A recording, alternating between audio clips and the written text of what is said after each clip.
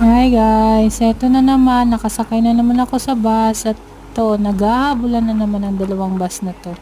Hindi ko naman alam kung bakit sila naghahabulan. Hindi naman sila nagpipick up ng madaming pasaheros.